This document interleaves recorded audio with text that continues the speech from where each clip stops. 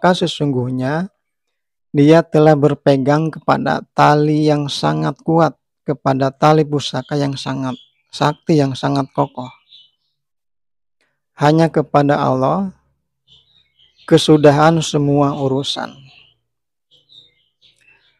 Jadi itulah senjata kita, kekuatan kita untuk menghadapi ajakan-ajakan setan iblis, untuk menghadapi nafsu yang tidak baik.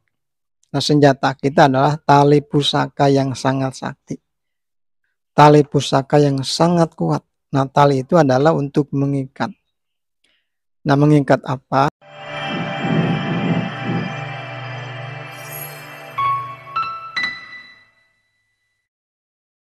Saudara sekalian yang saya cintai dimanapun berada, salam untuk semuanya. Sampurasun, rahayu, rahayu, rahayu.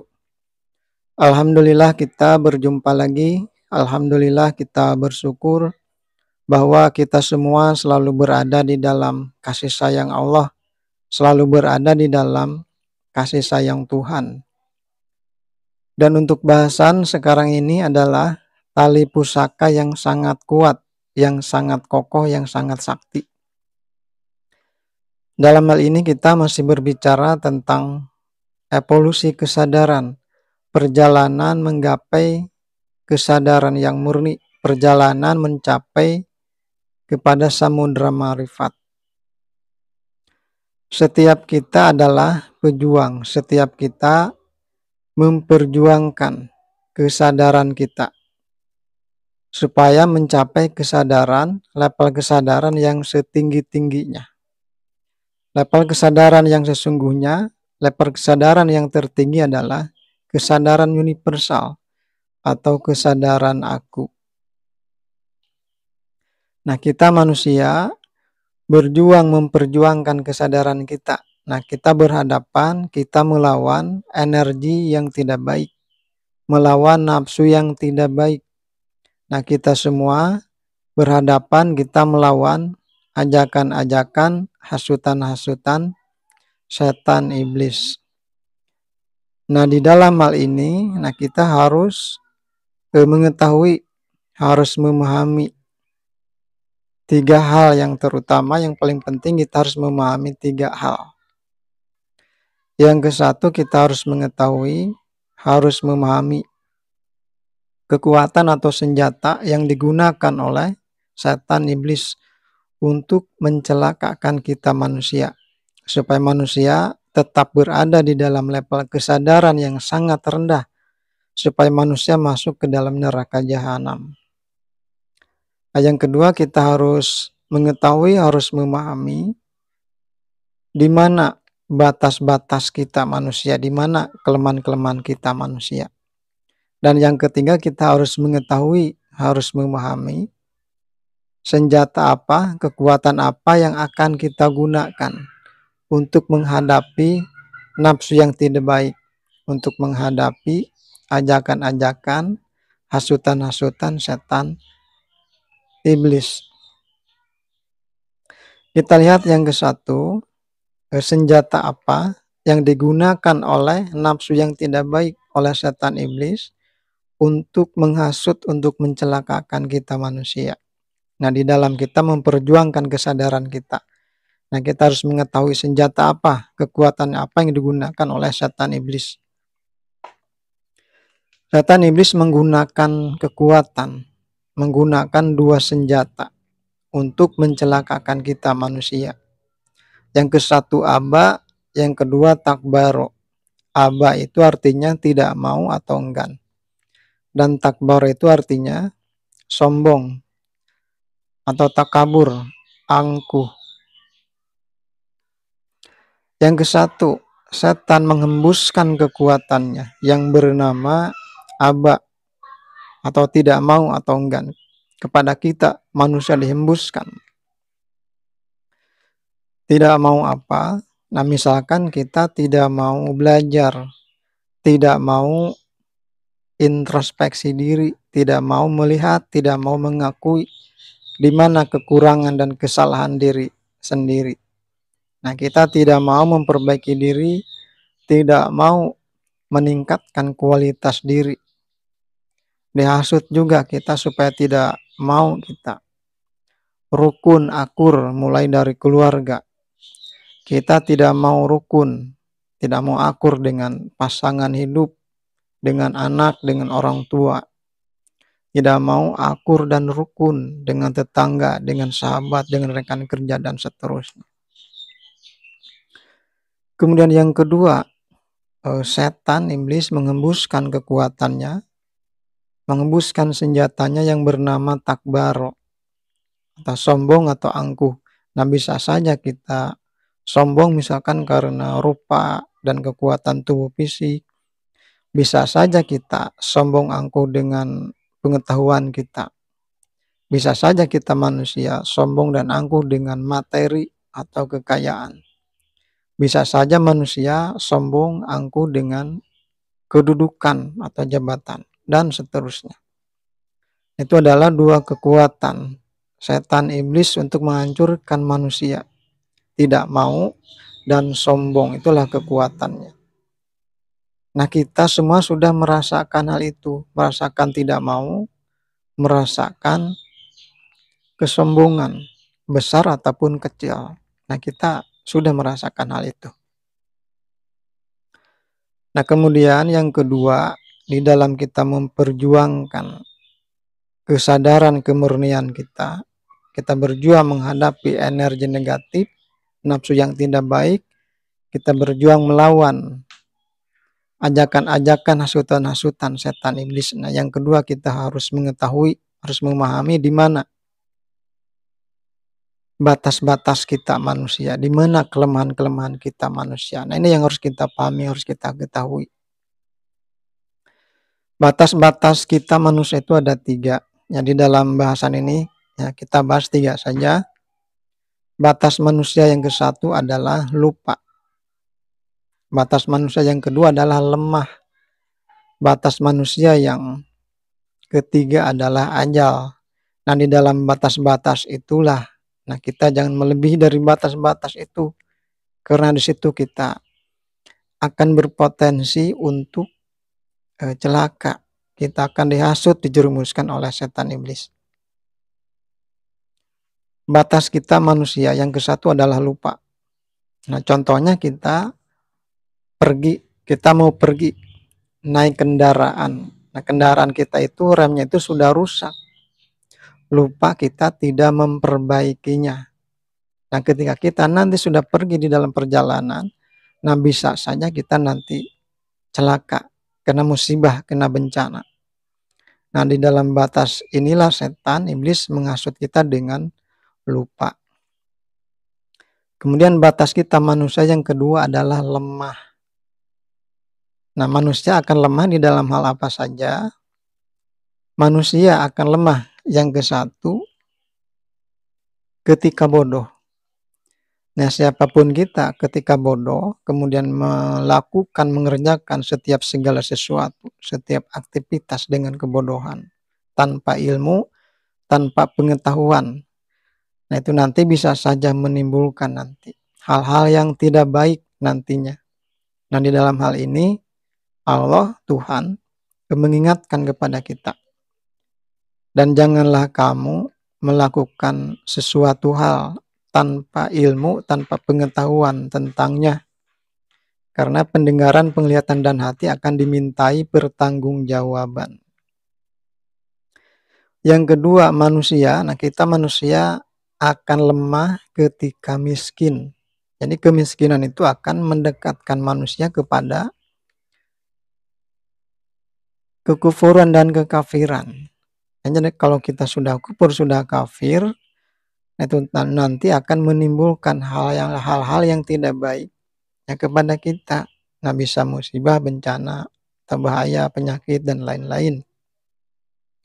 Selanjutnya yang ketiga, manusia akan lemah ketika tidur. Nah, siapapun kita ketika tidur, nah kita tidak akan tahu ada orang niat jahat masuk ke rumah kita.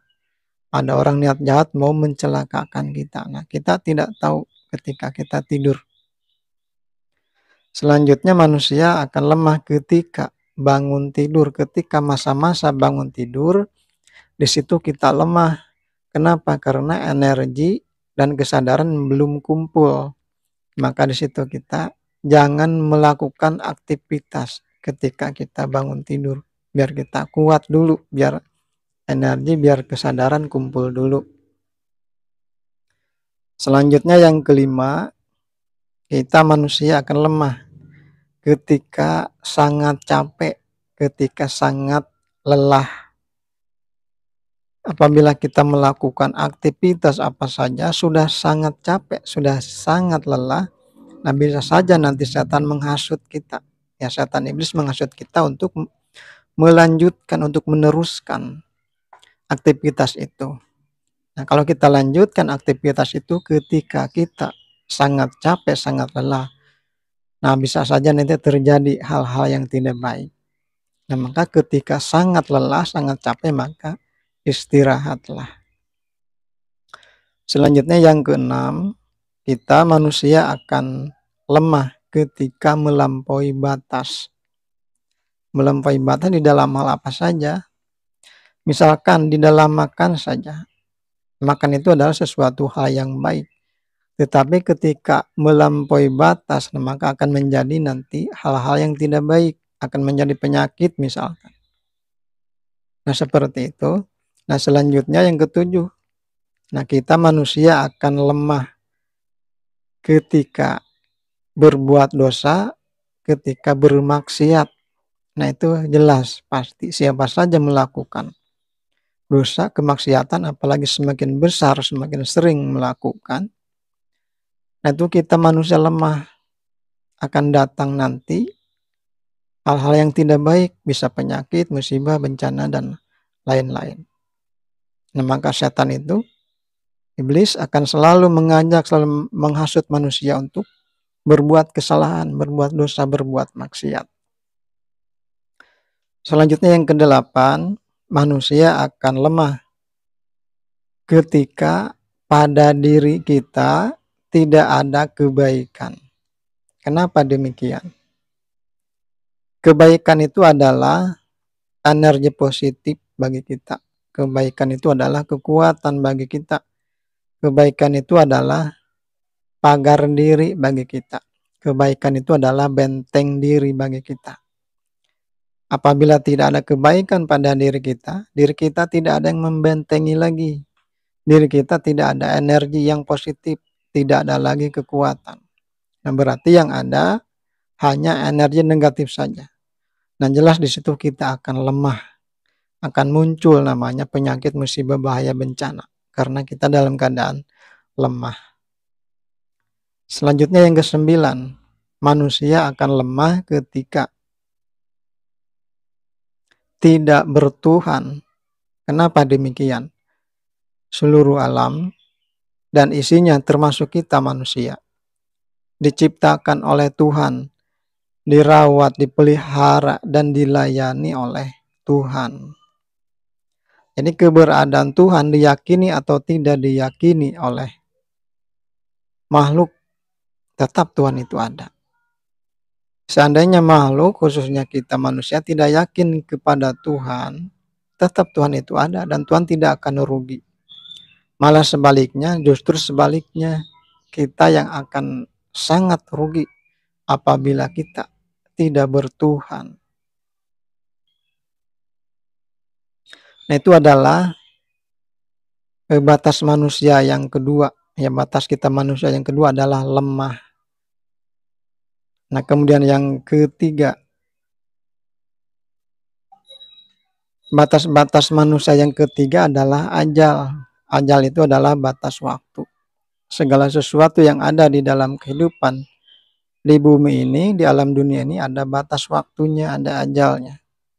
Begitu juga dengan kehidupan kita, badan, tubuh, fisik, jiwa, raga kita juga ada batasnya, ada ajalnya, ada waktunya nanti ruh dan badan ini berpisah.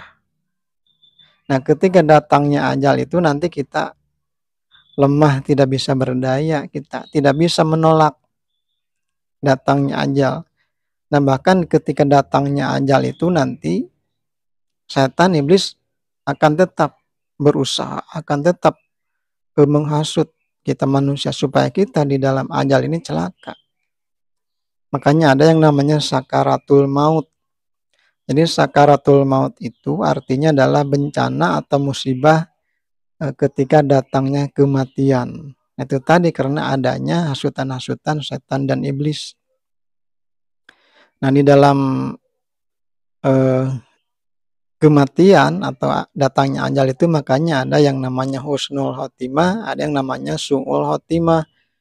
Husnul khotimah itu adalah baik pada akhirnya dan su'ul khotimah itu adalah tidak baik pada akhirnya. Nah, supaya kita di situ tidak lemah, nah berarti harus mempersiapkan ya diri jiwa raga kita.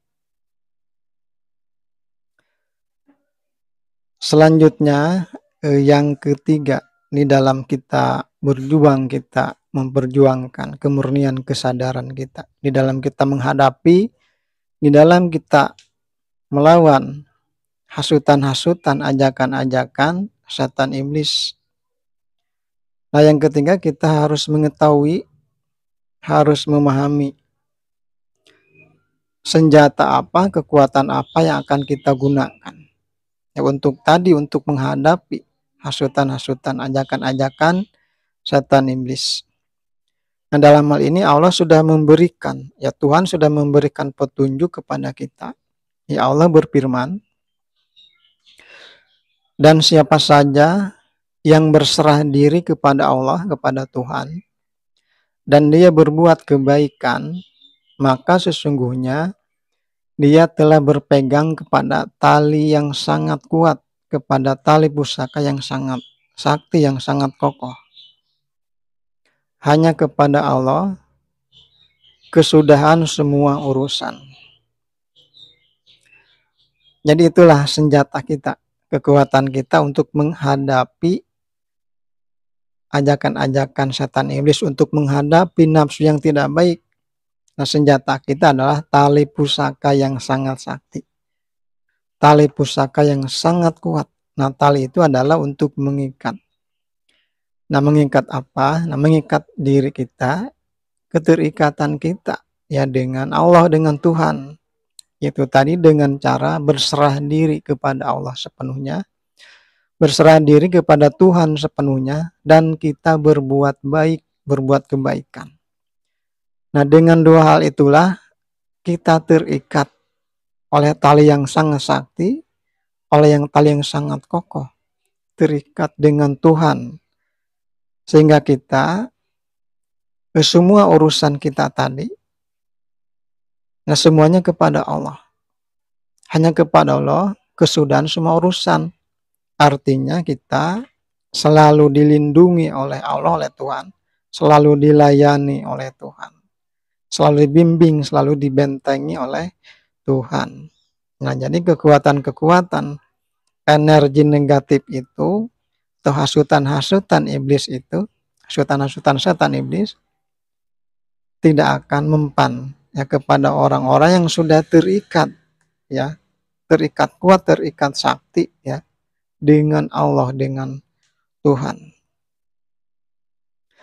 Demikianlah saudara dimanapun berada, tiga hal yang harus kita ketahui, harus kita pahami di dalam kita memperjuangkan kesadaran kita, kemurnian kita. Itu yang kesatu adalah yang harus kita ketahui, senjatanya setan iblis, kekuatan setan iblis untuk menjerumuskan kita. Yang kedua, kita harus mengetahui, harus memahami batas-batas kita manusia. Dan yang ketiga, kita harus memahami, harus mengetahui senjata apa, kekuatan apa yang akan kita gunakan di dalam menghadapi hasutan-hasutan, ajakan-ajakan setan iblis, di dalam kita menghadapi nafsu yang tidak baik. Demikianlah untuk obrolan, untuk bahasan sekarang ini. Apabila ada kekeliruan, apabila ada salah kata, mohon dimaklumi. Semoga saja obrolan ini ada manfaatnya. Dan insya Allah kita berjumpa di dalam obrolan yang berikutnya. dan salam untuk kita semua.